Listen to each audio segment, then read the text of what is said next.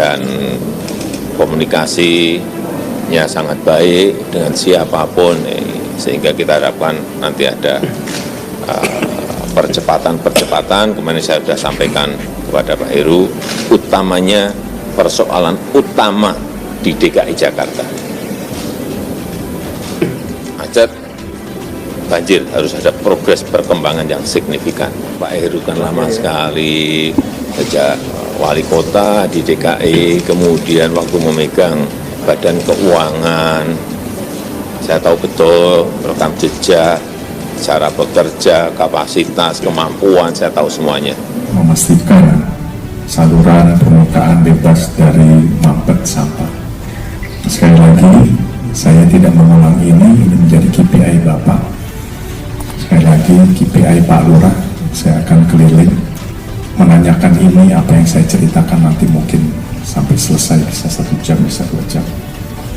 Pak Wali sering-sering ke Pak Dandim, Pak Kapolres untuk berkolaborasi.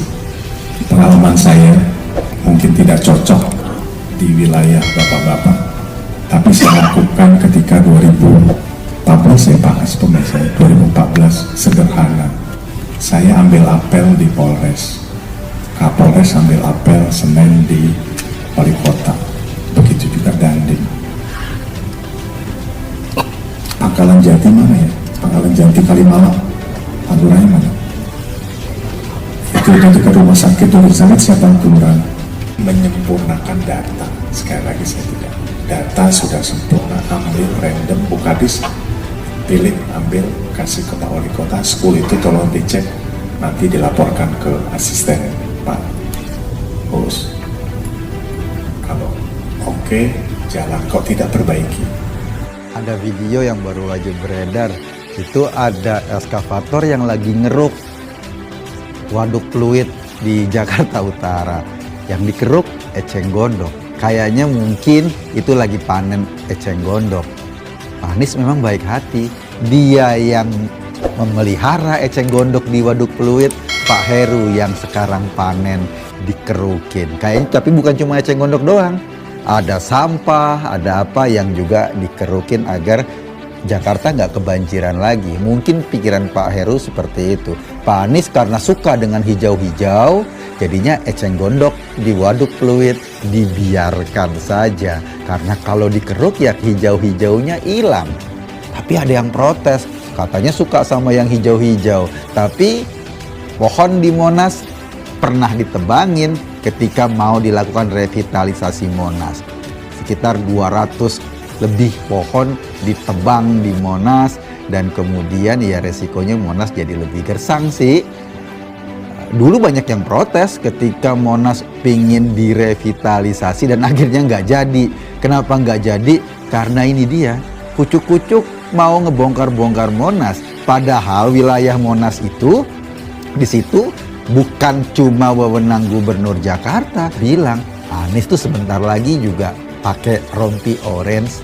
Rompi orange maksudnya bukan rompi PKS, tapi rompi KPK karena kebetulan warnanya sama. Mungkin karena PKS cinta sama KPK. Nasib normalisasi sungai di era Anies yang mandek berubah menjadi gerbek lumpur. Normalisasi sungai bukan proyek baru yang dikerjakan antara rampung atau tidaknya selama kepemimpinan Anies Baswedan. Namun program penanganan banjir itu masih belum rampung di era Gubernur DKI Jakarta Anies Baswedan. Tidak jelas apakah dikerjakan atau diganti dengan program lain. Proyek normalisasi khususnya Sungai Ciliwung memiliki latar belakang dari peristiwa Jakarta terendam banjir pada tahun 2012 lalu. Saat itu masih di era kepemimpinan Gubernur DKI Jakarta Fauzi Bowo, menilai perlunya penambahan kapasitas angkut aliran sungai agar tidak melumber ke tempat lain.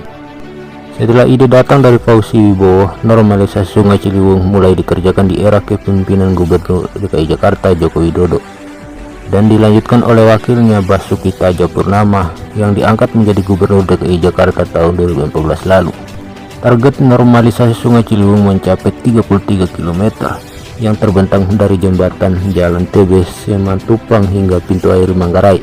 Proyek ini sudah dikerjakan sepanjang 16 km di masa era Ahok Proyek tersebut kini mandek dikerjakan, terbengkalai, dan digantikan program-program penanganan banjir lain oleh Anies Baswedan. Program yang digadang-gadang mampu menuntaskan banjir DKI Jakarta tak kunjung berlaku. Ketua Komisi DPRD DKI Jakarta membidangi pembangunan Jakarta pun mempertanyakan keseriusan Pemprov DKI Jakarta dalam penanganan banjir. Anggaran APBD 2021 senilai 1 triliun pembebasan lahan akhirnya harus dikembalikan karena proyek tidak terlaksana. Tahun 2022 Pemprov DKI Jakarta menganggarkan 850 miliar untuk pembebasan lahan normalisasi sungai di Jakarta. Masa kepemimpinan Gubernur Jokowi dan Ahok pembebasan lahan bisa berjalan. Ini saat Anies menjabat, lahan tak kunjung dibebaskan dan mengakibatkan pada normalisasi yang mandek. Gubernur DKI Jakarta Anies Baswedan seringkali melontarkan pernyataan bahwa peristiwa banjir Jakarta disebabkan oleh curah hujan yang tinggi dan kapasitas drainase yang kecil. Dia mengatakan wajar terjadi banjir karena kapasitas drainase Jakarta berkisar 50 hingga 100 mm. Pernyataan Anies seringkali jadi sorotan media sosial atau pengamat tata kota Universitas Trisakti menilai cara Anies menargetkan banjir Jakarta tetap terjadi jika hujan ekstrim adalah salah. Bahkan rakyat juga menginginkan Anies serius menangani banjir Jakarta yang tidak lagi menyalahkan hujan ekstrim. Saat ini yang harus dilakukan Jakarta bukanlah menyalahkan air hujan turun terlalu banyak, melainkan mengerjakan antisipasi agar air hujan terlalu banyak itu bisa melimpas. Pemprov DKI Jakarta melalui Dinas Sumber Daya Alam membantah pihaknya di bawah kepemimpinan Anies tak mengerjakan program penanganan banjir atau normalisasi. Sekretaris Dinas Sumber Daya Alam DKI Jakarta Dudi Gerdesi mengatakan, upaya saat ini dijalankan Pemprov DKI Jakarta seperti gerebek lumpur hingga pembuatan baduk memiliki esensi yang sama dengan normalisasi. Dia tak ingin membeda-bedakan dari istilah gerebek lumpur, normalisasi hingga naturalisasi. Waduk dibangun, kata Dudi, untuk menambah kapasitas daya tampung air. Begitu juga dengan mengerukkan lumpur yang terus dijalankan oleh pemerintah DKI Jakarta. DPRD mengatakan normalisasi tak perlu dijalankan di Sungai Ciliwung. Menurutnya, tidak semua harus dilakukan pembebasan lahan atau pembangunan normalisasi. Bahkan Anies Baswedan akan melihat kondisi lapangan dan kebutuhan yang paling tepat untuk dilakukan. Dan saat ini pejabat Gubernur DKI Jakarta Heru Budi Hartono mengatakan, normalisasi Kali Ciliwung sepanjang 4,8 km akan dibangun di Manggarai, terutama di wilayah Jakarta Selatan. Untuk waktu pembangunannya, Heru masih belum bisa mengatakan.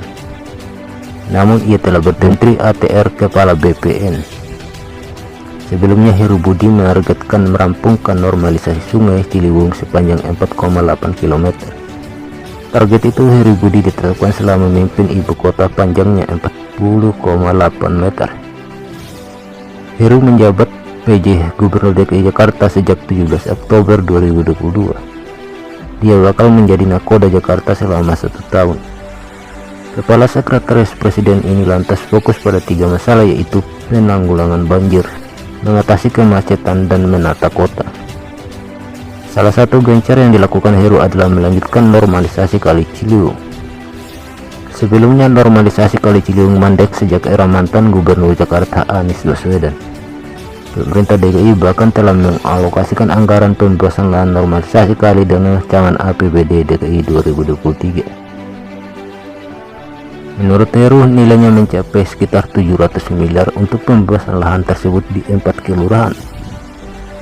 Sebelumnya normalisasi Sungai Ciliwung dimulai era mantan Gubernur Joko Widodo alias Jokowi.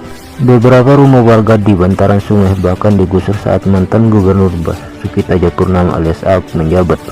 Namun program ini mandek sejak 2017 ketika Gubernur Anies Baswedan memimpin DKI Jakarta. Anies berjanji tak akan melanjutkan normalisasi apalagi sampai menggusur warga. Dia mengganti normalisasi dengan naturalisasi. Yang saat ini PJ Gubernur Heru Budi Hartono akan melanjutkan normalisasi. Menurut Bambang, pihaknya pernah mengalokasikan anggaran untuk normalisasi Keramat Jati Jakarta Timur. Akan tetapi normalisasi belum bisa dilakukan. Dia berujur normalisasi tak dapat berjalan dengan baik apabila pembebasan lahan belum rampung seluruhnya. Bambang juga menyatakan lahan ini berpotensi masuk dalam anggaran 2023. Lokasi lain adalah Pajetan. Anggaran normalisasi akan diusulkan secepatnya.